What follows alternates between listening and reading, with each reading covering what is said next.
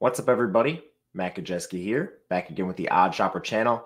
We're here early on a Monday talking some college basketball betting after an action-packed weekend. We've got a ton of action again this week. Before we get started, make sure to hit that thumbs up button, subscribe to the channel, and hit the notification bell so you know when this and all other content goes live. We are also brought to you by BetMGM. Limited time offer for you guys in legal states with the exception of New York, Puerto Rico, and Nevada. What you'll do is click the link in the video description below. Make your first deposit of at least $5. Then turn that around, make a $5 wager on any team, total, market, whatever it is you'd like to bet.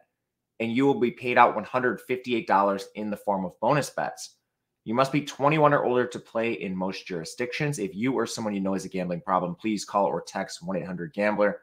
I can assure you this is a limited time offer, will not be around forever, so make sure you take advantage of this while you can.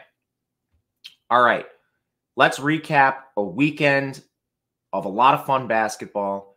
It was a little up and down for me. Ended up finishing positive with a 17-14 record, so barely squeaked one out there. But it started off with a very poor Friday night.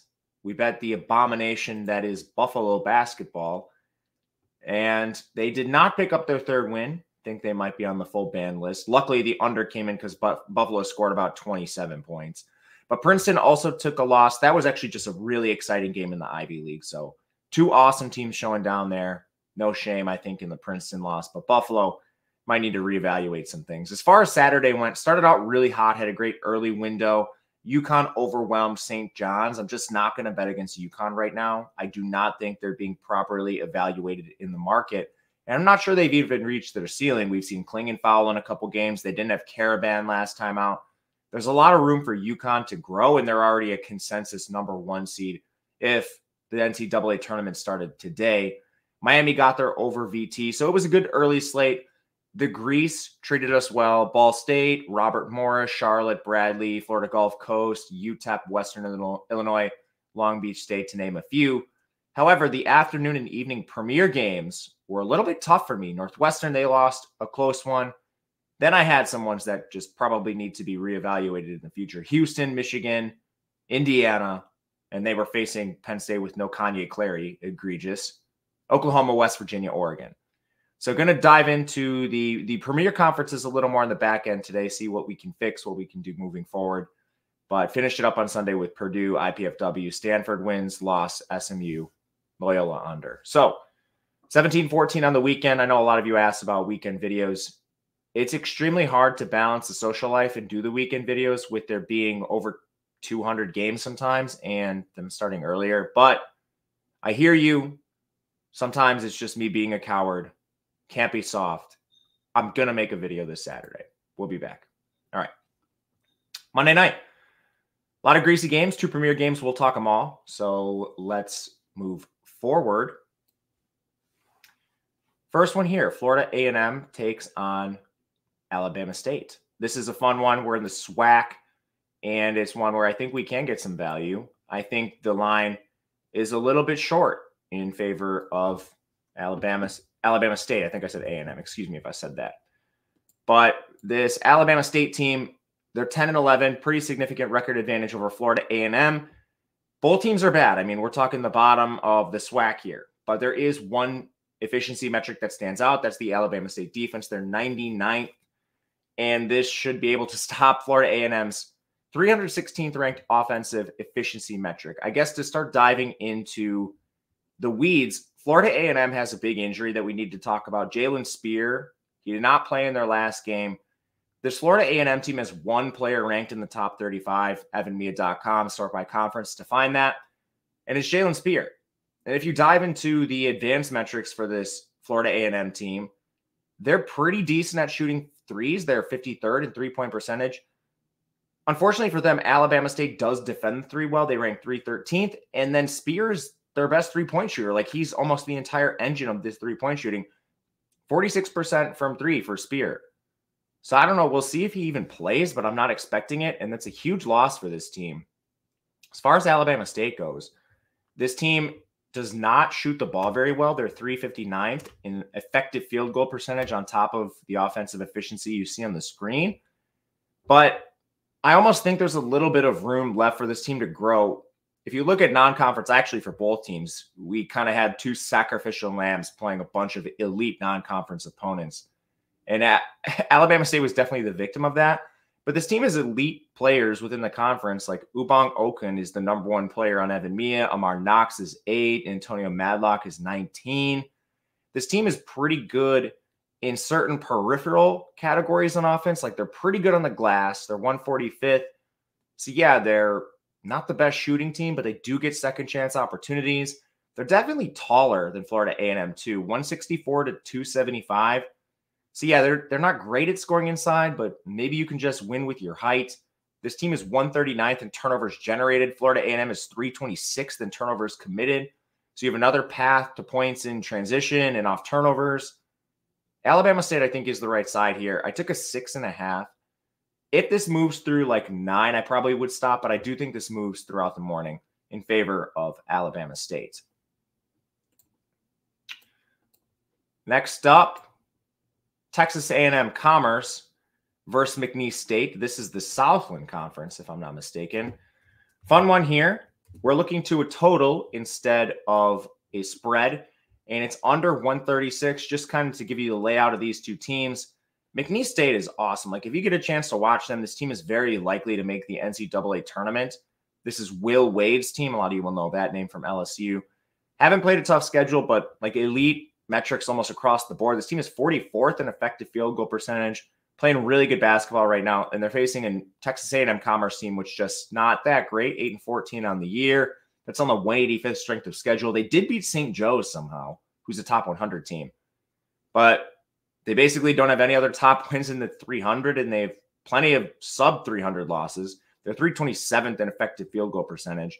They've got some injuries. Jerome Brewer, he's not expected to play in this game. But the one thing I'll say about Texas A&M Commerce, for all their flaws, is they're actually not that bad at defense. You can look at the overall defensive efficiency on the screen, 240th. I mean, we're talking really deep mid-majors here. But they're 267th in two-point percentage allowed, 217th in three-point percentage. They're 80th in forcing turnovers. I don't really think they're going to stand up to McNeese State, and the spread is in the double digits very clearly, but if they can get enough stops for a total here, I think this is worth looking at, especially with some of the turnovers forced metrics for them. And then McNeese, I mean, it kind of goes without saying, this team is just vastly better than Texas A&M Commerce. Should be able to score, but they also should be able to defend them effectively. 151st in overall defensive efficiency, facing the 342nd ranked offense in Texas A&M Commerce. What really drives us to a total, and kind of the elephant in the room I haven't mentioned, is just tempo. We have two extremely slow teams, Texas A&M Commerce 258 in adjusted tempo, and McNeese State 304th. So even though we broke down all those offensive efficiency metrics, the real legwork for this total comes down to that tempo being extremely slow. So under 136 will be second play. We're moving back to the SWAC. This time, Grambling taking on Alcorn State. This is another total, betting a little more totals today, and it comes in towards the over this time. So a couple things. We'll start with tempo for this one. It's not great, 317th to 199th, but I think there's some room for improvement on the tempo in this game. And offensive scoring is pretty solid overall. You have basically both teams' strength on offense going up against the weakness of the opposing team's defense.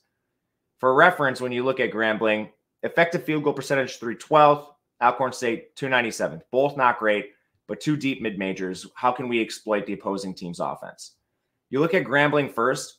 This team is pretty tall, 125th. Alcorn State 333rd. And Alcorn State is 351st at defending the interior. So if Grambling is going to be effective, it's probably coming through their interior scoring over this really short Alcorn State lineup they're going to trot out there. And then you look at the Alcorn State side. Well, this team does have one strength on offense. It's three-point percentage, three-point shooting, 167th. You look at Grambling, 343 in defending the perimeter. So offensive efficiency-wise, it's kind of like, all right, Grambling's offense isn't great, but Alcorn State's defense is horrific.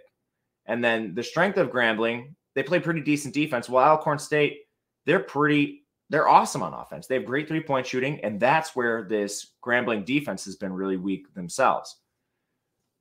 Otherwise, turnovers, Alcorn State doesn't really turn the ball over. That kind of neutralized Grambling's defense, which does force turnovers. And then conversely, Grambling really struggles with turnovers.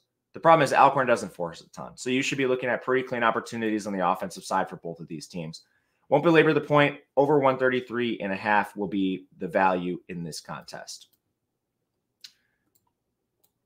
All right, we are remaining in the SWAC. A lot of SWAC games today. Good, fun SWAC Monday night action. Bethune-Cookman takes on Alabama A&M, and this is one I do not understand.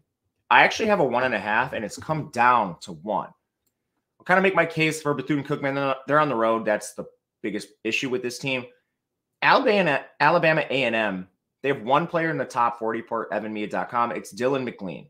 He's hurt right now, and he missed their last game. He's 11th in this conference. They don't have anybody else in their lineup that even ranks in the top 40 of the SWAC efficiency-wise.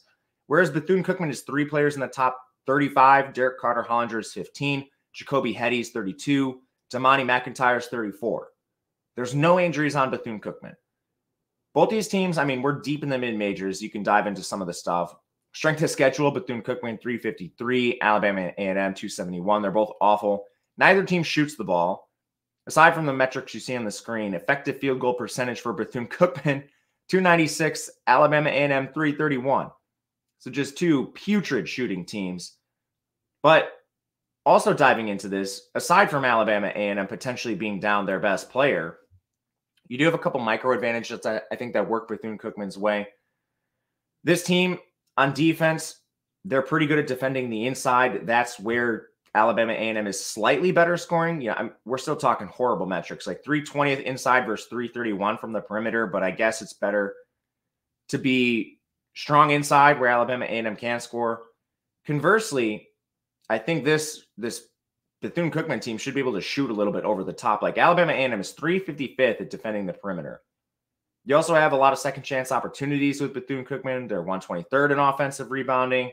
Height is pretty even in this contest. But the last thing I think that really suits them is they're 15th in turnovers forced. Alabama A&M is 356th in turnovers committed. So that could be another problem for Alabama A&M in this spot. But the main crux of the handicap for me came down to the injuries with McLean being injured for Alabama A&M. So we'll back Bethune-Cookman. I think the 1 is fine. Surprised it moved, so maybe you want to wait for this. Big Sky Country, we've got Eastern Washington taking on Portland State. This is a really fun game. Eastern Washington's a ton of fun. They're extremely good at shooting the ball from everywhere. Really, really good offensive team. And I like the 3.5 against Portland State. This is one that also doesn't make a lot of sense to me. Starting with player personnel, Eastern Washington's fully healthy, and they have a star-studded lineup as far as Big Sky Conference goes. 6 players in the top 20. Cedric Coward is 3. Dane Erikstrup is 4. Lujan Watts, 8. Ethan Price, 14. Casey Jones, 16. Jake Kyman, 18. That's 6 players in the top 20. Meanwhile, Portland State, they have 3 players that are active right now in the top 30. Actually, 31. KJ Allen, Isaiah Johnson, Bobby Harvey. They generally have 4, but Ismail Habib has been out.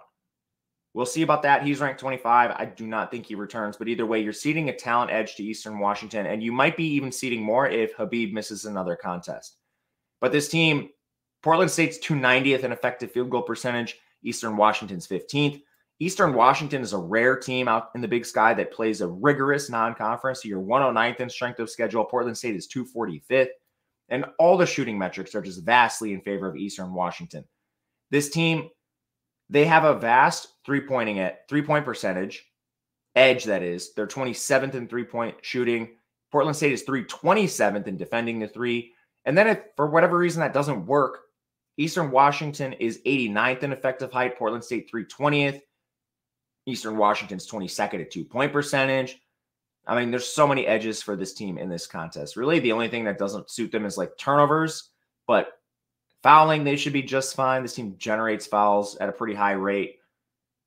I mean, there's so many edges in this game. And if you have Habib out, I'm not really understanding why this line is just 3.5. So we'll back Eastern Washington as the final play. I want to talk about the last two games because I do think I might end up betting them, and they're tricky for me. So first and foremost, Miami taking on Virginia. This one has come up to 5.5, and I'm not really sure why. I guess the recent play for Virginia has been very good, but I still have my hesitations with these teams. Miami's kind of been a blind spot. I've lost a lot of bets with them, and Virginia, I've lost a lot of bets betting against them. But anyway, to kind of dive into this briefly and why I kind of like the Miami side, I'm not sure they're being properly priced because of all the injuries they've had this year. They just returned Matt Cleveland from injury last game. They've had a slew of injuries to players at different times, like Nigel Pack's been injured. Wooga Poplar's been injured. Norchad O'Meara missed a game. They've had a ton of guys in and out of the lineup through the whole year. And Virginia's kind of been the exact opposite. They've had a few ancillary players get banged up and miss games, but not sure that they've really suffered from some of the same issues. And the problem is, if Miami scores, and they can score, this team is 19th in three-point percentage, and they're 37th in two-point percentage. They're actually not ceding as much height as they generally do. Virginia does not play with a tall lineup. So Miami, generally playing Norchad at the 5, is very small on the floor. They might not be as small in this matchup. And Virginia just can't score. They're 175th in effective field goal percentage. The way you beat Miami's inside, they're 275 in interior defense, largely because they lack height. But Virginia is 267th in scoring in there. They rely on the 3. They don't shoot a ton of them either. Like 3-point rate, maybe this is just because they play so slow, but they do shoot 36% from 3, or 36% is their 3-point rank. Miami's 28th at defending that area. So, I mean, you're working right into the strength of Miami. I don't know. Virginia is also awesome at home, and you can quantify this. So I'm not going to really double count the Virginia home court, but they have been very, very challenging on their home floor this year. So that's my main reservation. And then, even though Miami's fully healthy now, how healthy are they really? Like, Wooga Poplar's played really poorly since he returned from injury. So I don't know. It's a hesitation for me right now. Virginia's taking money anyway. So, as a potential Miami backer, I'm not really incentivized to bet this right now. But at least considering a Miami side is kind of my take on this game. I think they're buy low, and Virginia is certainly a team I want to sell high on at some point. Last of the premier games, we have Kansas taking on Kansas State. This one is confused me a little bit. Kansas is -5, and I thought it would be a little longer, but the line's kind of been parked here, so I'm sort of waiting to see and maybe get some information. But Kevin McCullough has been banged up a little bit, but he returned against Houston, played fine. This team just smashed Houston. And Kansas State has been on a losing streak of late, and some of it has not been pretty. This team started out pretty solid to begin the year, but then Kansas State's recent play has featured losses and in the double digits to Iowa State. That'll happen. Houston, that'll happen. Oklahoma, a little less defensible. And then they lost by 3 to Oklahoma State, who's the worst team in this conference. So we're sort of in free fall here. They're not fully healthy. David Ngesson, he allegedly wasn't going to play in last game, but then they were playing so poorly that they forced him on the floor for 15 minutes. There's a chance he's inactive. And then Kansas, the other thing with the Jayhawks is I'm not sure they're properly being evaluated in the betting markets yet either. And rarely we see this, but they made a massive rotation change mid-season. Like, Johnny Furphy is now playing 35 minutes in every contest. And he's better than the El Marco Jacksons and Nick Timberlakes we were seeing earlier in the year. So I kind of went on the back end and played with the data. Like, what do we get line-wise if we sort of weight the sample with Johnny Furphy a little heavier than typically I would?